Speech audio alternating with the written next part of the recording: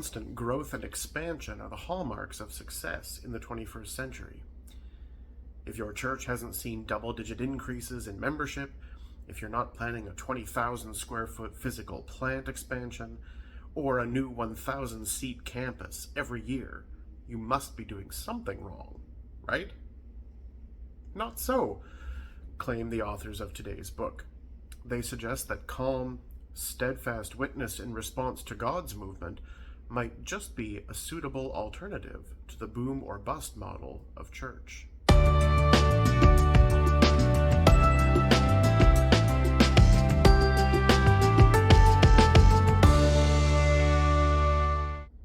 Hello everyone, and welcome back for another Theology Thursday. I'm Andrew, and I'm a bookish priest. Today we're taking a look at When Church Stops Working by Andrew Root and Blair Bertrand. This book was published by Brazos Press in May of this year. Many thanks to Brazos and NetGalley for furnishing me with a copy of this book for free in exchange for an honest review.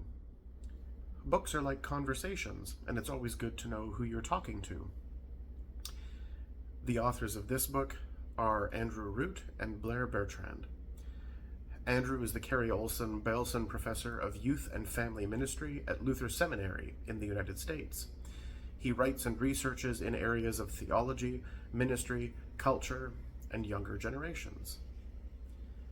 Blair Bertrand is a lecturer at Zomba Theological University, a teaching consultant with Theological Education by Extension, Malawi, and adjunct lecturer at Tyndale University in Toronto.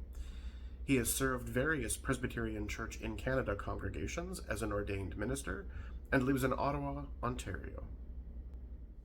Andrew Root has written quite a few, much heftier books on congregational change and management over the last decade or so. I haven't spent too much time with those volumes, but this book is marketed as an attempt to distill all of that work into something accessible and digestible by the average person sitting in a pew on Sunday morning. Root and Bertrand begin the book by describing some of the more prevalent features of management in our society. This perceived need for constant growth, always more, and the need to be frantically busy at all times. They also describe these tendencies as lethal to the church. In a world where objective truth has all but been abandoned, where experience is governed almost entirely by personal feelings, and where community has been almost entirely eclipsed by the individual, Root and Bertrand claim that there is a better way for the church to be. The church is not a Fortune 500 company, and it should not seek to behave like one. Rather, the church should focus its energy on God. Funny, that. A return to the relationship with God is a calm and steady theme throughout the book. Root and Bertrand are certain that God continues to speak to us through sacrament, scripture, prayer, learning, and ministry. They are persuaded that we can, once again, learn from the liturgies and calendars, the rhythms and patterns of our traditions as Christians. There is no call here to a radical reformation of the church, such as we saw 500 years ago, but rather a reminder that there is a model for how to be church, which is an alternative to the way most of our lives run today.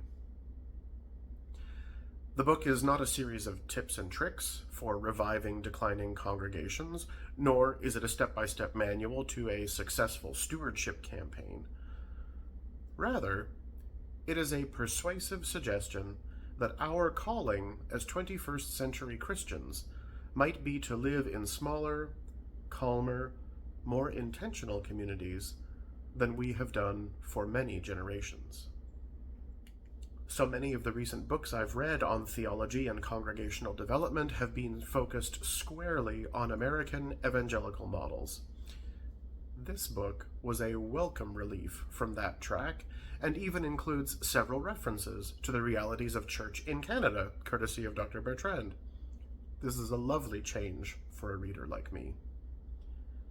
Some of the assumptions about church made in this book I still found unhelpful. The book is written primarily with certain varieties of Protestantism in mind. For me, and I suspect for many Anglicans and Roman Catholics, further conversation about how sacraments, particularly the Eucharist, and structured forms of prayer like the Divine Office would have been welcome inclusions. However, no book can address every person in every circumstance. If my most substantial critique of this book is simply that I would have liked more, I think it's a pretty good recommendation. In summary, I think When Church Stops Working is a well-written, accessible, refreshing entry into the field of congregational development. Its focus on spirituality and relationship and God certainly speaks to me, and to the challenges and opportunities that I see in my parish, my diocese, and my church. I hope that this book will be widely read, and its ideas discussed by people in every order and ministry of the Church. I think When the Church Stops Working would make an excellent book study for parish corporations, parish councils, various ministries, or even an entire congregation if they were up to it. It's only 176 pages long, and the writing is written at a level that I think most adults could grapple with without a great deal of difficulty.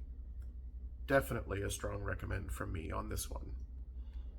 And those are my thoughts on When Church Stops Working by Root and Bertrand. Thanks again for watching this video. Have you read the book? Would you like to read the book? Let me know what you think in the comments below. I hope to see you here again soon. Until then, I'm Andrew, I'm a bookish priest, and I hope that all of your reading is a blessing.